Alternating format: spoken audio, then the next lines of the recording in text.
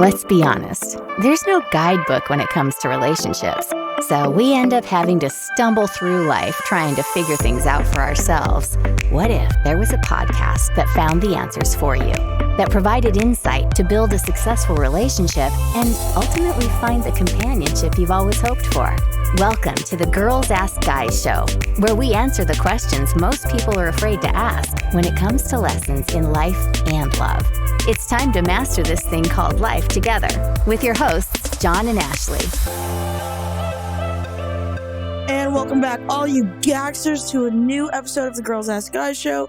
Today, as you heard on our 10-Minute Tuesday, we are going to be talking about dating after 30. Now, of course, before we want to start talking about dating after 40 or 30, I guess technically 40 is after 30. Yeah, or 70. You know, whenever you feel like dating after 30, before we talk about that, of course, we need to remind you guys about the lowest pressure dating system there is, and that is foreplay. Yes, and that's foreplay, Fourplay. And of course, yeah, you can have a little foreplay involved with that if you want, but it's double dating. It's four people versus just you and somebody else. It's a much more natural, relaxed atmosphere way of meeting somebody. Yeah. It's very comfortable. It's very safe. You explore being single, but you don't go at it alone. It's kind of like, you know, you're going on a jungle adventure and you got your best friend with you, and you know what? You guys are ready to become the proud lionesses or lions that you are. I hope you're following this back. I'm losing. No, but seriously, guys, it's always really fun to go dating, and there's no pressure. It's not awkward. It's super duper fun, and there's never a night wasted when there's foreplay involved. Exactly. Because people don't like going out by themselves, and it's kind of weird. It's got the anxiety going. You're wondering if stuff's going to happen. But if you have your friends there, well, you have somebody else interacting with you. You have somebody else watching your back. You can tell your own inside jokes, and it's just much more fun, much more comfortable. And you're going to find it at Foreplay on the Apple App Store and on the Google Play Store, free to download. Yep. No pressure dating, no awkward situations.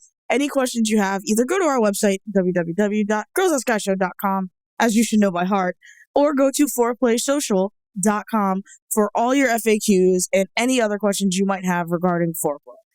Exactly. And with that, because we were mentioning how strange and awkward it can be actually going out and trying to meet somebody, well, this thing hit me upside the head, and it's dating after 30. And like I mentioned in our 10-Minute Tuesday, I saw this video, and this woman was literally like breaking down, trying to explain what it's like dating after 30. Now, I don't want to sit there and rip on her or anything. I mean, that's going to be an easy way out, and it's not what we do, because she does have some very valid points about trying to meet somebody after 30. No doubt. Dating after 30, apparently, according to this woman, she is going through it right now, ladies and gentlemen. I mean, and I would like to think that it's not that big of a deal. John, you're 1,000 years older than 30. What do you think? Yeah, I mean, for me, it's not that difficult. But then again, I've also been doing this for, 30 years. So me going out and meeting somebody. John's literally dating after 30 years. That's awesome. Yeah. So actually, the other day, I went to the store, and I didn't talk to anybody. I actually wanted to get in there, get what I needed, and get the hell out. I really wasn't looking at trying to meet anybody. But I'm literally at the little self-checkout register thing, and this woman comes up behind me, and she's like bumping into me. She's not like tapping my shoulder. She's bumping into me. I turn around, I'm like, what? Well, actually, I was done with the little hand cart. She wanted to know if I was done. But she could have just waited. Well, it's one of those little carry things, and it's like sitting on the little register checkout thing. So anyway, I turn around. I'm like looking at her. I'm like, oh, you need to get in here. And she's like, no, I want to know if you're done with the little cart or the little hand basket. Thing. Yeah.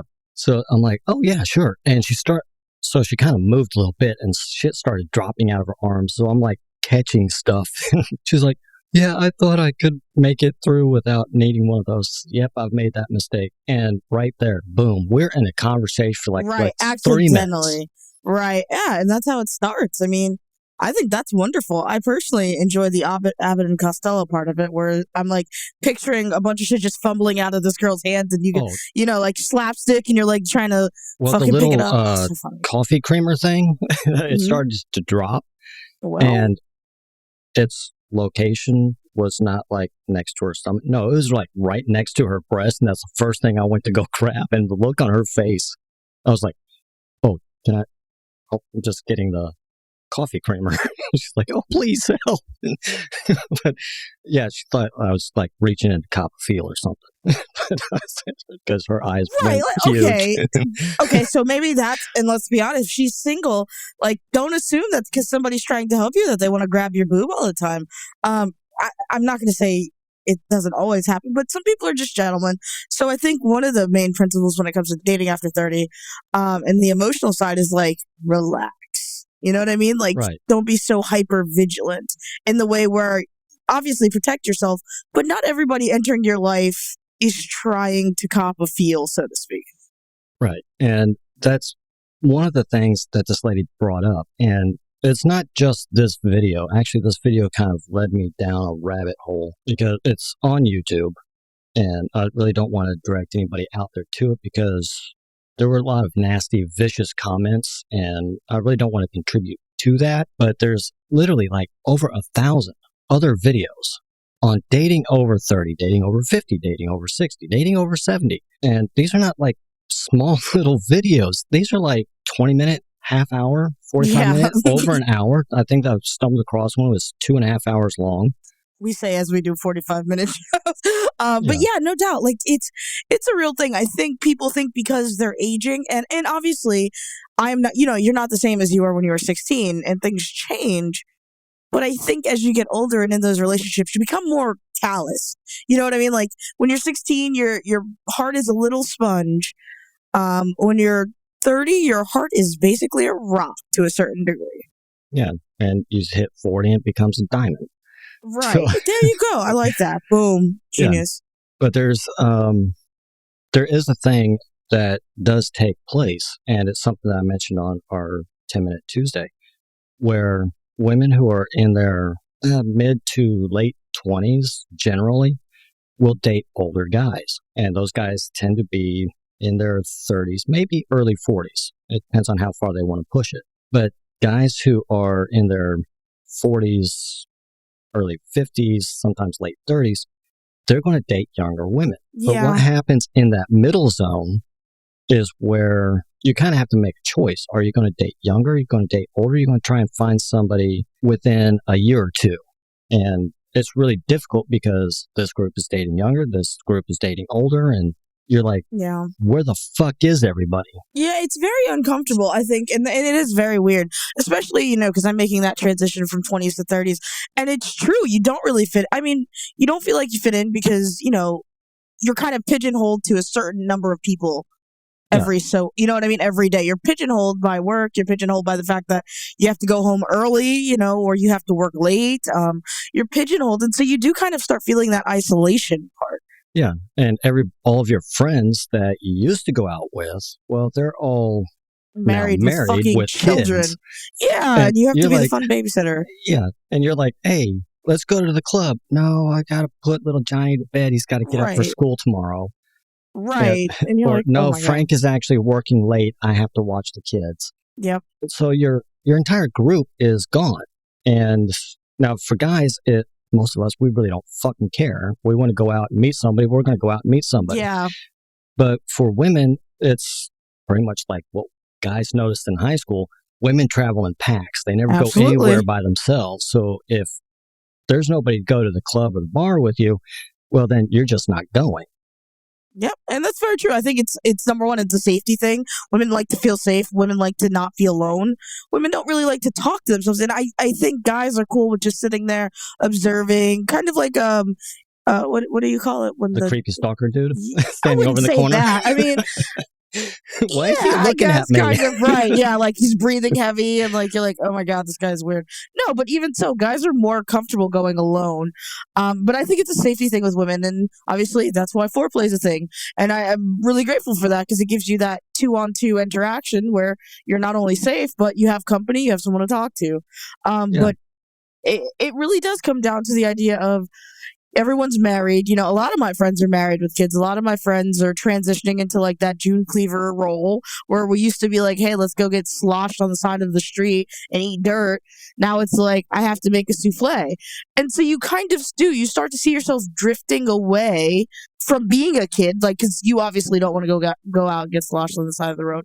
But like, you see yourself drifting away from becoming a kid, but you don't quite feel like the adult because there's something missing. And that thing that's missing is the relationship. Right. And there's a lot of women out there that they are looking for somebody within like a year or two of whatever their age is. And what they're getting are a bunch of little teenagers in adult bodies.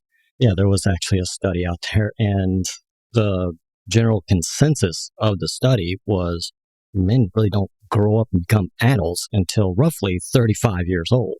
I think 35 is even being generous. I agree wholeheartedly with that. It's very weird because women have, I mean, and this is science, you cannot believe, but even as kids, women emotionally mature faster than men. Mm-hmm. And so most women think by about 26 they're going to be married if they want to get married. If they don't want to have kids and get married, they swear against it, you know, for a very long time.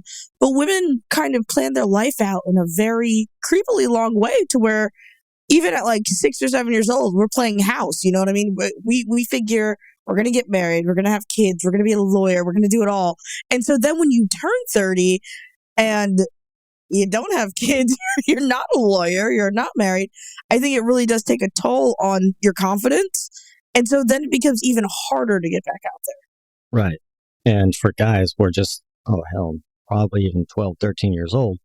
We're still like jumping our bikes over ramps. Yeah. Right. And wanted to start bands and playing, I don't know, superheroes, something. We're saving the world.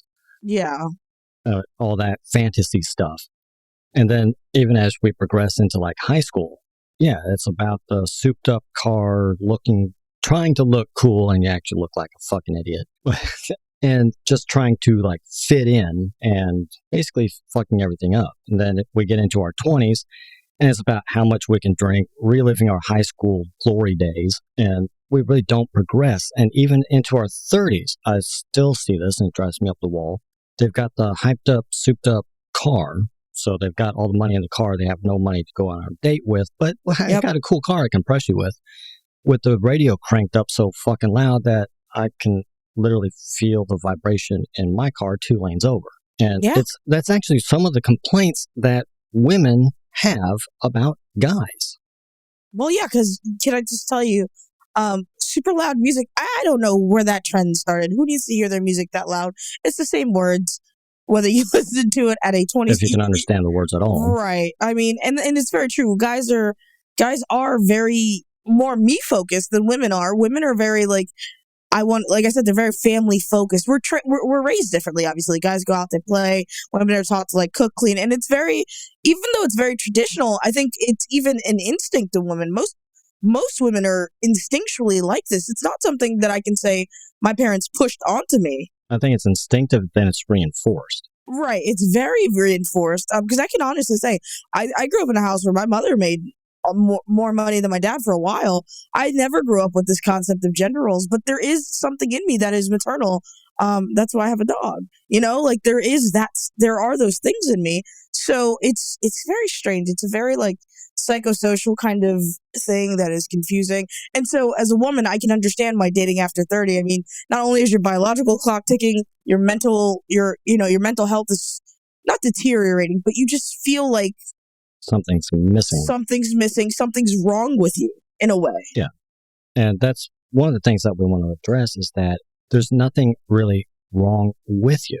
Right. You just haven't met the person that actually makes you feel like you're valued. Mm-hmm. And that's part of what our course is about, is showing you how to find that value so that you can present that value to somebody else without somebody sitting there going, oh, yeah, that's an easy target. And unfortunately, the other reason I don't want to share this video is because she does have other social accounts, one of them being her Instagram account, where she is very girly.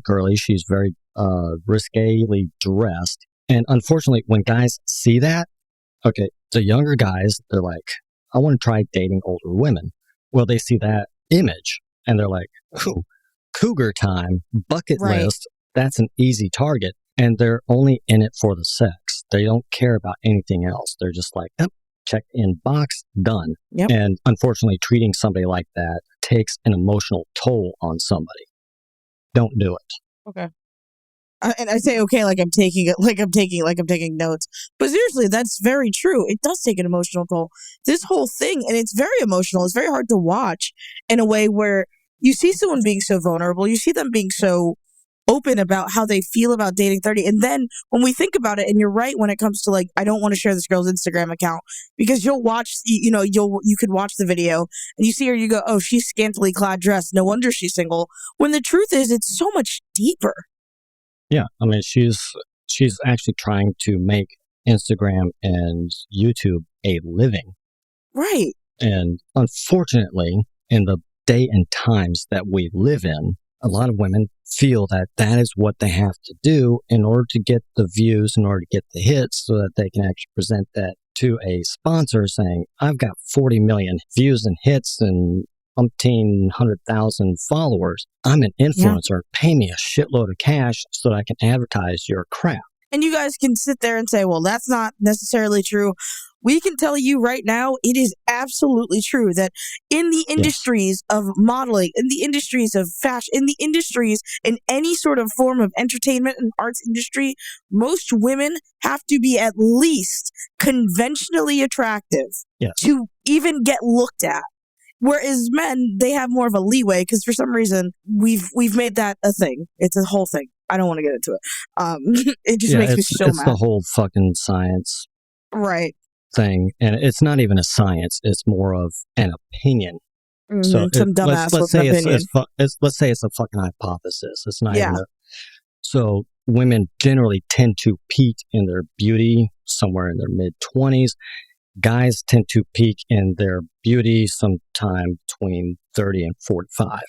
Yeah, exactly. And so when you say things like, well, she shouldn't have to sell sex to make you have to, and it's very rare that they don't. I mean, even you think of the people who aren't quote unquote conventionally beautiful, they actually are, and they're not there for no reason. They don't really cast ugly women in places. They might cast a homely, not the hottest, but even a slightly, let's say, let's just do the whole 1 to 10 scale thing, just for simplicity. They are going to cast the woman who is 8, 9, or 10 in the lead role. Now, her sidekick is going to be somewhere around a 5, 6, or 7. Yeah, I was going to say 5. Yeah. But the thing is, you're never going to see a 1 in Hollywood for a female as you would for a male. And the reason that we talk about this is because this is another aspect of dating over 30 is you're building your career. By the time you're 30, you usually know what you want to do. You're just getting started in your career. If you went to law school, you're literally just getting started, basically. Med school, you're not going to graduate until you're 28. Exactly. So you're just getting started. You have to basically work your way to the top. And you know what starts? And when you start to work your way to the top, you have to move with the industry. You aren't there to tell people what to do. So when you're trying to build a brand, when you're trying to build an Instagram, you have to do what you have to fucking do. And then women are taught you have to be sexy, you have to be smart, you have to be this. And then on top of that, you have to be conservative. Yeah, and sometimes those two worlds clash. Very much. And so then you can't do who was it? Jennifer Aniston. Take a look at her career. She started off, and as soon as she hit Friends, she skyrocketed to the hottest woman in the industry. Well, as soon as Friends ended, once she started getting up in age and her popularity started to wane, now she had never done any kind of nudity at all, ever, throughout her entire career. The first time she appeared in a movie and they said she appeared nude, she went right back to number one. Yep. And it wasn't even a nude shot. It was her bare ass from behind for about 2 seconds on 2 film. seconds, yeah. Which is crazy. And that's why we're saying, like, there's an emotional toll that happens when you are dating and you are over 30, because you are, by 30 years old, you're told as a woman, you should be married, you should have a great career, you should have all these things. And when you don't, you feel like, what the fuck am I doing wrong?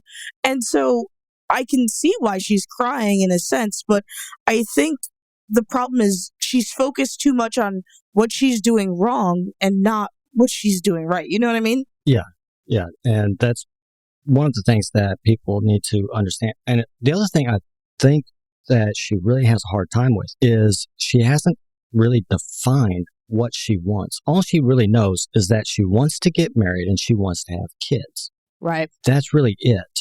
And most guys, now, I'm not the typical guy, I'll bring that topic up in a fucking heartbeat on the first date within the first 10 minutes because I'm not outcome dependent. And we've discussed that. If it doesn't work, I'm completely cool with it. But you do that with most guys, and you're going to have to break out the fucking fire extinguisher to put the flames out because his shoes were on fire as he left the door. He's not going to, what the fuck? You're nuts. I'm out. Yeah, exactly.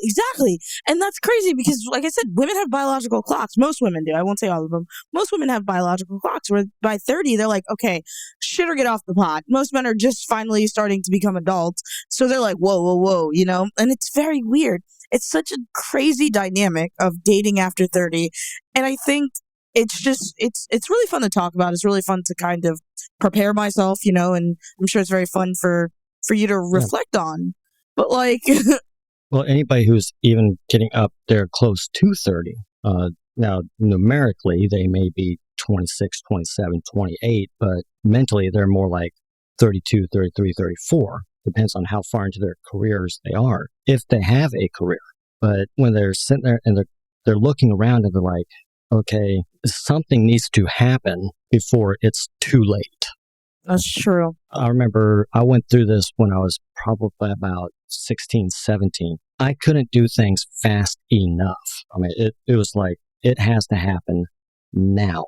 And I forced a lot of stuff to take place, and pretty much I just fucked everything up because I was trying to move too fast.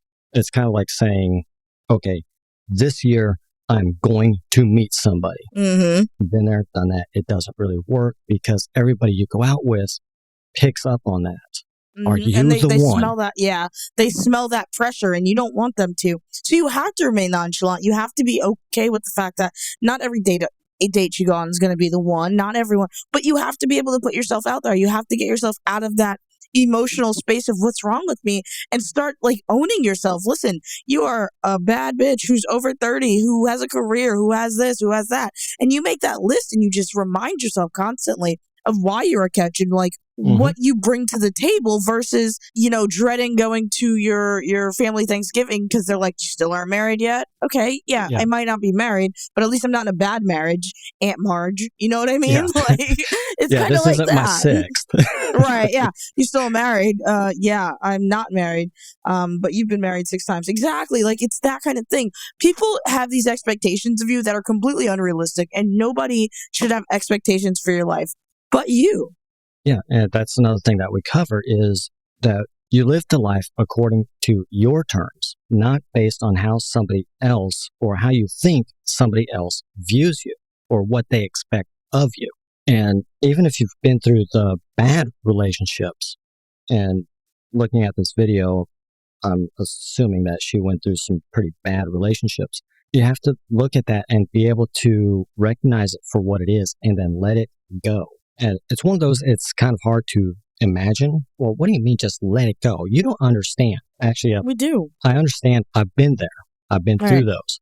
And I didn't do anything wrong. There was nothing that I did that forced that person to do those things. That was their decision. And I just happened to be the punching bag, emotionally or physically. And it wasn't my fault. So Very you true. can't blame yourself.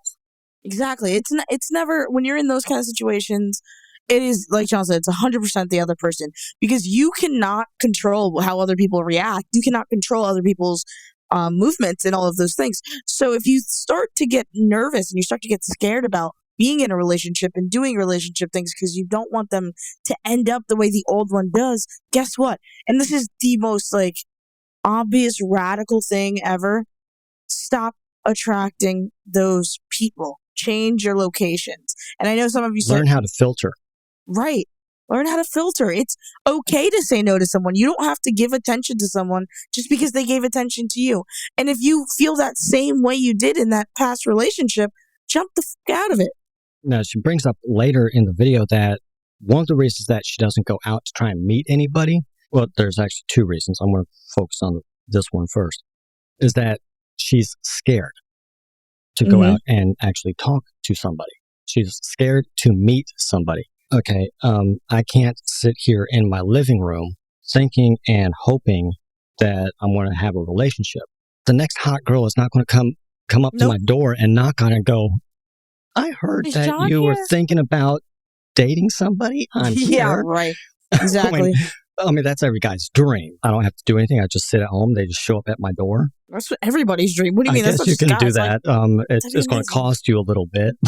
Right, yeah. And maybe a night in jail if it's not an undercover cop. But like, Yeah. you know, if you really want to meet somebody who you don't have to pay to sleep, well, okay. Either way, I guess you pay. If you want to meet somebody that you're glad to pay to sleep with, you really do. You want to go out, you want to go meet people, and if you don't want to do it alone, go on Foreplay, download it, of course. But like, if you are courageous enough to go by yourself, go places that you want to hang out. Go to, you know, if you are sick and tired of the club life, don't go to a club to meet somebody. Yeah. Go to like an art gallery. Go to a grocery store. Go to a grocery store. Go to a zoo. Go to like join a meetup group. Listen, meetup groups are amazing for single people. And the reason they're amazing is because you're able to make adult friends. Yes. I mean, if you're the church going type, there's churches and they have breakout organizations and Bible studies and other groups and choirs. Go join one of those. Yeah, go join a church. Go join a social group. Like, go volunteer somewhere. That way you're out there and you're with like-minded people. Now, I wouldn't say go join a gym Right. I think that's weird. to meet somebody. It's kind of, I think it's invasive. I've done it. It's not that difficult, but there's definitely a learning curve to approaching Yeah. somebody that's working out on a damn leg machine. So, Just doesn't feel worth it. yeah, it's possible, but my gosh, it's one hell of a learning curve. But you can go through and you can actually go and join different places and different groups in order to expand your social gathering. Because like for myself, as I explained, my socials group at work, well, first, I don't date people at work. So that's another thing that comes up. Once you graduate college and enter the professional world, kind of dating at work is frowned upon in most organizations. Yeah, very much so. But for myself, I don't have a large crew that I work with. I'm stuck 12 hours with either one person in the passenger seat or I'm in a tower with 4 other guys. Now, if I wasn't straight and I was actually interested in guys, that might work. Right, that's an Maybe. ideal situation. Yeah. Yeah, dude, seriously. But That'd be awesome. since I'm not of that lifestyle, it really doesn't work for me. Now, I might have one female that's assigned to my area. More than likely, she's probably married. Or 2, she's probably already going out with somebody else. Or 3, she is nowhere even close on my radar. Right. So, And dating at work is messy anyway, so I would say Yes. avoid it. That's why we advocate for joining groups. Go volunteer. This way you're getting out of the house. Also, you're not stuck there. You're not stuck in your own head. You're not stuck in your own mind. You're not constantly being reminded of all your fears and failures. You're going out, you're meeting people, you're smiling, you're breathing in air, you're doing all that good stuff, and it's really fun. there's no reason to make it more complex than it really is. Really, for this woman, if she was one of our clients, one of the very first things we would do is actually walk her through kind of helping her realize what is special about her and what are her strengths. What does she want to project to the world? And kind of change her definition of herself. Because I think probably one of the most frustrating parts, it's one of the most entertaining, but also one of the most frustrating parts of any seminar or group thing that we do is when I'm standing up there on the stage and I point to somebody, I go, who are you? And they just kind of give me this blank stare. I'm Joe. Yeah, I'm Joe. Okay, well, I'm who an is accountant. Joe? Yeah, I'm an accountant. And it's like, no, that's what you do. No, who are you? Right. And 99.9% of everybody in that group cannot define themselves. And if you can't define yourself, then how do you know what you're presenting to How do somebody you know else? who you are? For what? If you can't define yourself, what's the point of even talking about yourself? You don't know who you are. What are you talking about? It doesn't take a while. It doesn't take super long to find out who you are. You can generate your likes and interests based on your own thoughts because they're yours. You know what I mean? Yeah. It's a lot easier than you think to be able to define yourself. And I think once you get out of the you are what you do or who you surround yourself with, and you are the person that you are, you get that confidence and you're able to go back out there. But I think getting out there is just so important to like every aspect of dating, aside from the obvious meeting people. But just, when you start to go to these groups and you start to see how valued you are as a person, it makes you happier. Yeah, and you can't go join a group and then not interact with the group. I've seen that where you go out, you join the group, and I'm kind of standing there in the background. I'm watching the interactions, and they kind of walk up and they're looking at the ground, hoping to get rich. And somebody comes up and they're like, shake their hand. You see like one or two words, and the other person kind of stands there for a little bit, and then they walk away. And after the whole interaction, they come back and I'm like, so what happened? Oh, this isn't going to work. Well, how many people How do did you you know? talk to? Right. Oh, I met a couple people. Oh, great. What are their names? I'm not sure. Yeah. You tried so hard there. This is why you're not yielding any results. I mean, you actually have to go out and you have to interact. You have to take a risk. There's no reward without risk. None. Yeah, if you want to earn money, well, you have to go through the pain. The pain is you have to go out and get a job and actually work the job, and then they pay you. It's crazy. So if you want to meet somebody, you have to go through the pain of actually sucking it up, taking a risk, and talking to somebody. And it stops being a pain after like the first two because you're excited. You're going out in these non-awkward situations. You're doing fun things like volunteering. You're doing all this good stuff, and it's not awkward. It becomes a pleasure, and then I think it really switches your mind frame up of I don't really care if I meet someone. I'm just here to have a good time. Exactly, and that's what I do. I mean, I go out and I join different groups and I become involved in different activities and things like that. And I just don't care. I'm like, Okay. I'm here. This is going to be fun. If I meet somebody, awesome. If I don't, awesome. I don't care because I really don't. I'm not outcome dependent. I'm not going to a bar specifically to see how many people I can talk to. Now, I do that and it comes off extremely creepy. What the fuck is this guy doing? But if I'm going in there and I'm just like, hey, how's it going, man? You cool? As soon as I enter the door, I'm like talking to the very first person that I see. And then I'm like bouncing around like I own the place. Mm-hmm. I've actually been, there was a photography company I worked for. And the business right across from us, this was actually in a mall, the business right across from us, they thought I was the manager. I'm like, Oh, wow. no, I was hired literally 3 days ago. Oh, we thought you were the new manager. Nope, contractor. Nope. Hi, my name's John. Nice to meet you. Yeah, exactly. The actual manager got really pissed and struck all my hours. But I enjoyed doing photography, and I enjoyed it so much that people thought I was literally running the place. Yeah, it's very fun. It's very fun when you find something to do that you enjoy, especially if you can get paid for it. But even if you can't, I mean, it's just so healthy for you to get out there. I say this, well, to be fair, we're quarantined.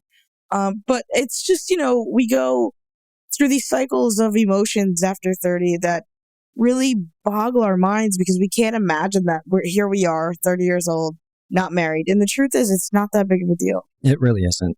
Now, if you find yourself being there and you're just like, what's wrong with me? There's nothing inherently wrong with you. You've probably taken some missteps as far as knowing what you're looking for. Right. And you keep going out with the people that you are comfortable with going out with. So if you're more into the very secure type guy who has like professional career and stuff like that, you're probably running into a bunch of guys that are either already married or they just started off and they are still very childish. Mm-hmm.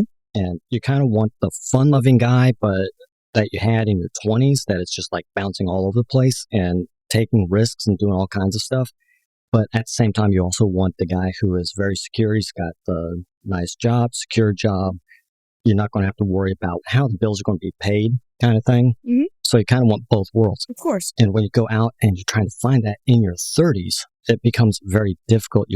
The amount of people you have to choose from becomes extremely small. And then it becomes even smaller if you don't have a wide net Right. to actually choose from, i.e. groups.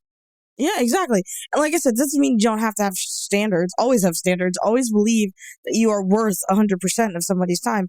You just can't expect someone, okay, I'll be honest, 30 single, you cannot expect the perfect person.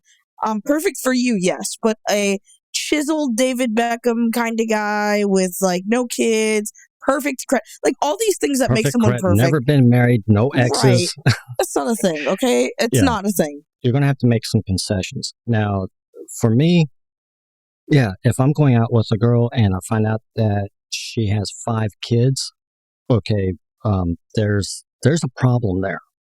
Because one more and I have a 1970s family sitcom. Mm-hmm. And that's too much for me to take on. Hell yeah, it's too much for anybody to take on. And the person who's willing to take you on, God bless them. But I'm just saying, like, it's not that it's impossible. It's just you have to be fair. Exactly. I've gone out with women and they've had kids from prior relationships. That doesn't bother me. But at the point of my life now, that's really not going to work for me. I'm not looking at raising a family. No, God, no. Exactly.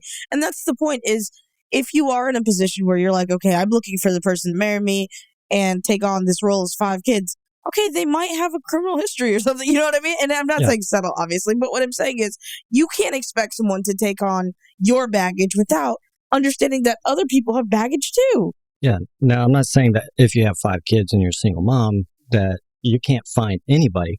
Right. It's going to take you longer to actually find a person willing to take that on and incorporate all that into their life. Because it's literally, I'm single today. Now I have a wife and 5 kids. Oh my God. Tomorrow. Right. And you have to give them time to adjust. And you have to be fair about that because that's a lot of adjusting. You can even reverse the role. You can be a single woman today and now you've met this great guy. And on date 3, he springs that he's got 4 kids at home.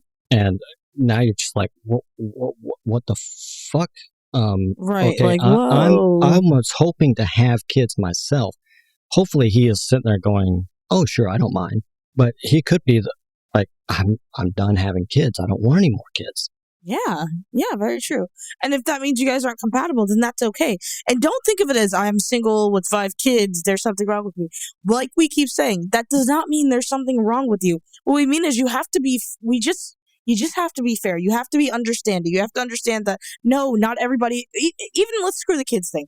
Let's say you're like, I have a job that requires me to work 16 hours a day. Not everybody is going to be okay with that. Not everybody is going to be okay with someone who works day and night. Or does a lot of travel. Yeah, so exactly. You have to be fair to people, and you have to understand that just because it's something that you two don't agree with doesn't mean that it's something wrong with you. It just means that it's not compatible. The person who you are compatible with, it won't bother them. Yeah, it's just going to take you a while, and you're going to have to be able to filter. If you do not know what the concept of filtering is, it's being able to ask questions that get you the information that you need to know if this person is going to work for you. Go out to our website. I have 14 personality traits that I look for. The more traits that they have, the more compatible I know they are with me. Mm-hmm. And Ashley also has her 14 traits that she looks for. The more traits that a person has with those traits, they are more compatible with her. Yeah, now, exactly. I'm not saying you have to have 14. That's just the number that we have. Yeah, it's okay. And if you're saying you have to have, because it's unrealistic for me to say, if I want to date someone, they have to have all 14 traits. Like, if I found somebody with all 14 traits, I would probably not believe them and think they were like some sort of CIA spy.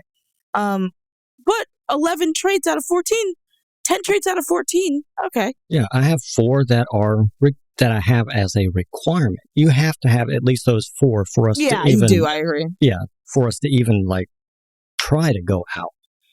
And then I have, these are more of my long term.